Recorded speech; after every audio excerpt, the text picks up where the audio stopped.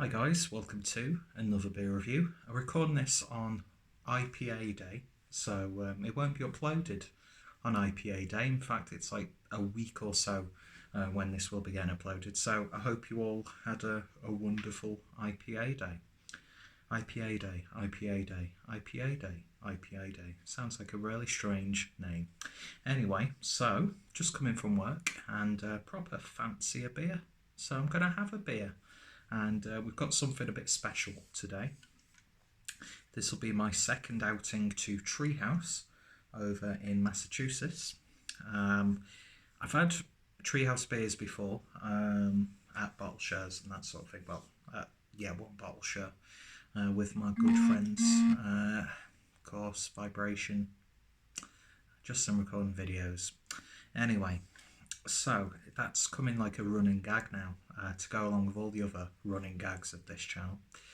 But so this is actually the second time that I'm reviewing it. I did the Spring a little while ago. Lovely little beer. And I'm going to say this now. I'll never stop, seeking out beers like this. But I will happily bet money on it that here in the UK, we are brewing beers of this style that are comparable to the likes of Treehouse, Trillium, Finback, Barrier, Other Half, you name it. Bissell Brothers, that sort of stuff, Hills Farmstead. Look at me just name dropping like the G that I am. I'm not. I'm just a pleb, really. But nonetheless, when you get the opportunity to try these beers, you should never pass it up. And I'm like that with any beer of any style, even on styles and breweries that I'm not a fan of. So yeah, big, massive thank you to Harry from Bluenose Beer Reviews for providing me this beer. Managed to pick it up from him for a good price. And so I'm looking forward to giving this a try. So this is the Doppelganger, and which is an American double IPA, clocking in at 8.2% ABV. Sensual tropical fruit medley, it says on the bottom. Best before date is the 6th of December or 12th of June 2019. See, I'm going off the American date, so I don't know if that's a canned on date or if that's a best before. But either way, I'm not going to complain at all because it's in can. It's full to the brim of hops. I think it's going to be okay. So big shout out to Harry, Bluenose Beer Reviews down below. So nice simple artwork on this in a pint can, which I think is a 440, I'm not too sure. So without any further ado, let's get this open and see what we get, if I can get my finger underneath, because of course cut my nails, way too short. Going to be using my, oh god, you can spell it from here, Jesus. Going to be using my Northern Monk Patrons glass, even though I'm not a patron, although I do go to the bar in Manchester as often as I can, and Northern Monk, one of my favourite UK breweries. So I thought you're in good company here. But the likes of Northern Monk and Daya, Verdant, Cloudwater, Polly's Brew,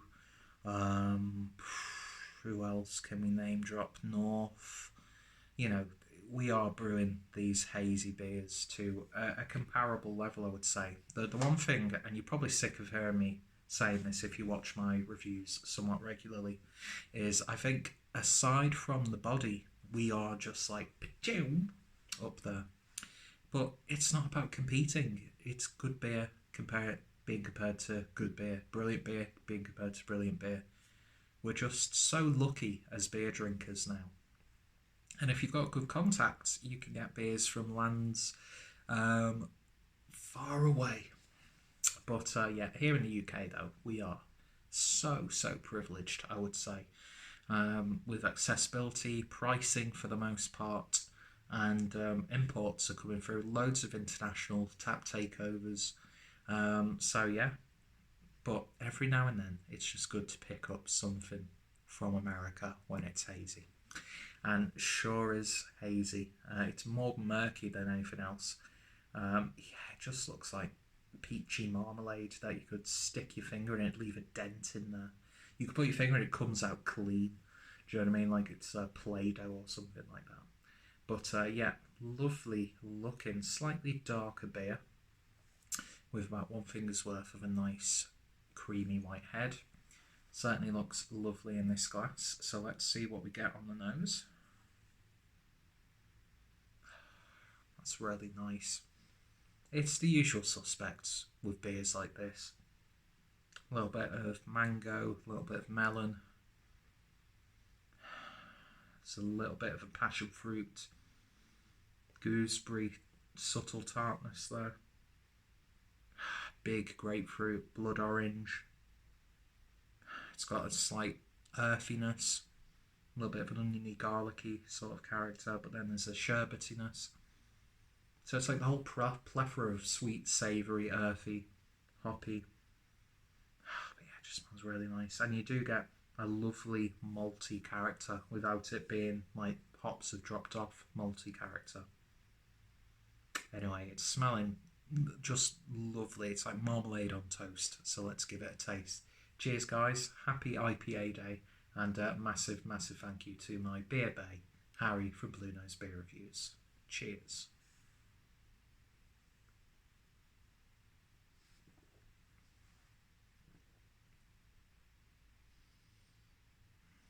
My God. Smooth as silk. Just the right amount of carbonation. So you get a little fizzle, helps distribute the beer, coats your palate, but that lovely higher end of medium mouthfeel.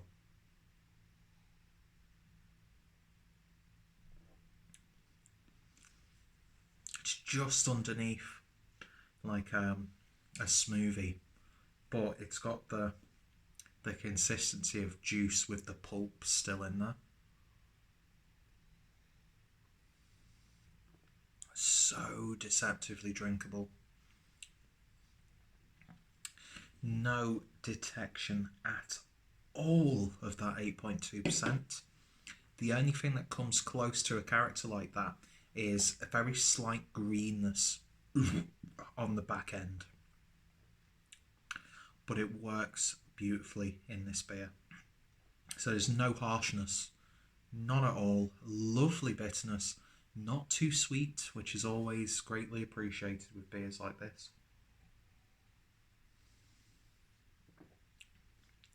The citrusy character's coming out a little bit more, but those tropical flavours are still there. It's just it's so full of flavour, yet mellow at the same time.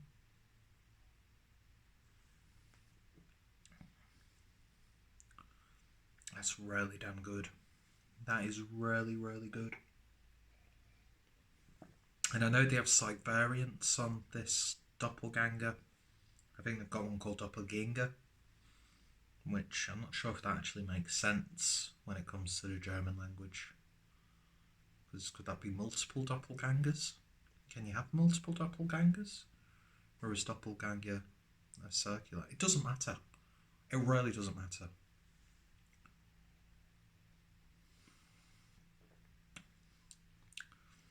It's lovely. It's an outstanding little beer. Well, it's not little beer, but you know what I mean. Bit of that earthiness is coming out more in the back end as it's breathing in the glass.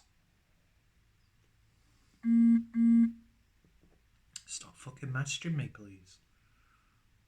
Well, actually don't, because I don't like to be alone, but anyway.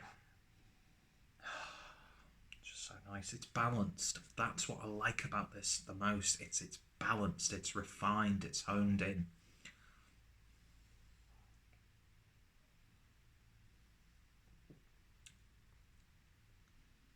It's not one of those IPAs where you think you're getting a PS4, the box comes and it's just bricks. Do you know what I mean? From that nose, you know exactly you're getting just the right amount of hoppiness, that ratio from aroma to flavour. And it's so greatly appreciated. As I sit here with my right bollocks sticking out, but we don't need to talk about that. Yes, I've got my jeans off because I've just come in from work. If you don't have a no pants policy in your house, then you're not living life the proper way. Yeah, that's not going to last. I'm going to drink that way too quick, but I want to try and appreciate a lot more. And yeah, I can't think of a better IPA that I have at the moment to celebrate IPA Day. Still sounds weird saying IPA Day, especially if you link it too much. Anyway, so in terms of a rating, I'm going to give this a 9 out of 10. It's just lovely, lovely stuff. Definitely happy with what I paid for it. Well worth the money. But I still stand by some of the UK breweries knocking out beers like this. From the 2 Treehouse beers that I've had, they've been really reminiscent of Daya specifically. And I think Daya are the brewery that have got it right the most times. Mind you, that being said, I had a 10 out of 10 New England style IPA yesterday from Track, which was just a little bit lower in ABV than this. But yeah, that just edged it a little bit. Now you probably tell me, oh, that's probably not the best example of a Treehouse IPA and that sort of stuff. I'll get round to others in the future. I just really want to get my hands on some other half. So let's drink it from the can, Alchemist style.